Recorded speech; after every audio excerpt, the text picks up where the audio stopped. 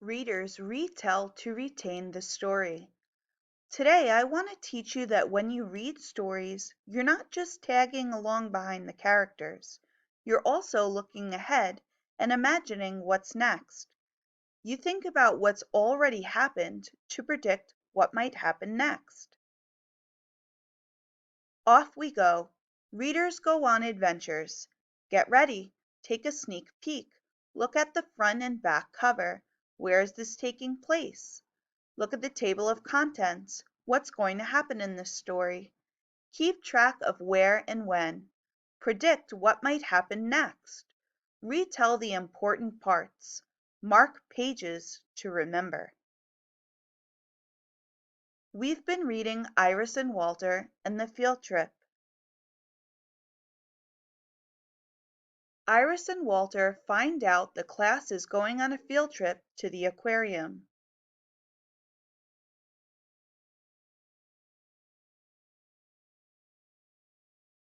They go on the bus ride and talk about how scary it would be if someone got lost. The next day, Iris and Walter take a bus ride to the aquarium after learning about the rules of the trip.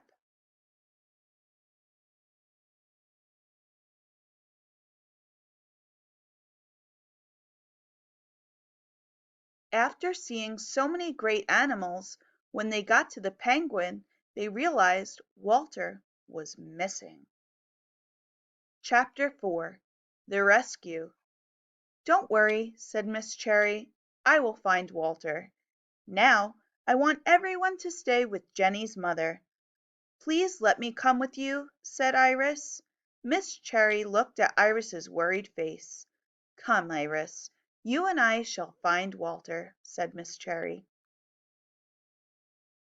They walked past the starfish. They did not see Walter. They walked by the seahorses, but Walter was not there. Iris thought about Walter, lost and alone. "Poor Walter, he must be really scared," she said. "We will find him," said Miss Cherry. But there were so many people. How would they ever find Walter in the big crowd? Suddenly Iris saw him. "There he is! There's Walter!" she cried. Walter was still standing in front of the coral reef, watching the fish swim around and around. "Walter, we've been looking for you everywhere," said Iris. "Huh?" said Walter. "I was so worried," said Iris. "Why?" asked Walter. "Because you were lost," said Iris. "I was?" he asked. After searching the aquarium, they found Walter still at the coral reef. Iris and Miss Cherry gave Walter a big hug. "I'm very happy to see you, Walter," said Miss Cherry. "And now I think it's a good time to have our picnic. Don't you?" Outside the sun was shining. Iris and Walter played tag with their friends.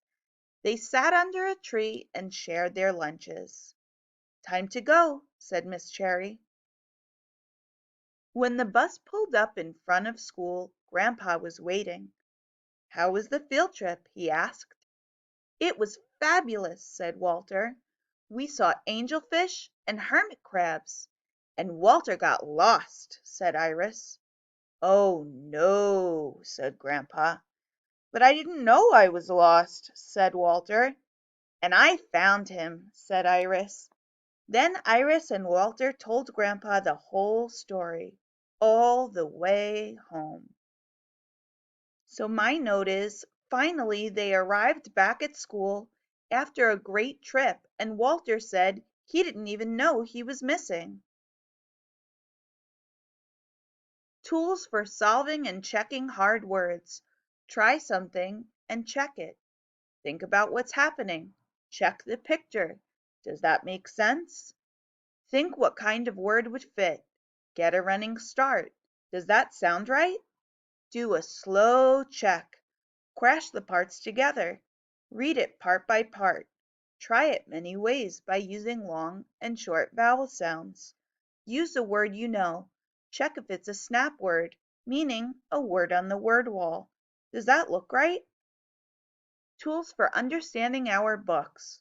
We think, what might happen next? Check that you're getting it by rereading.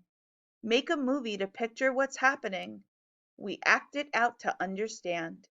Keep track of who's talking by using speech bubbles and quotation marks. Say the word the best you can. Think about what it means.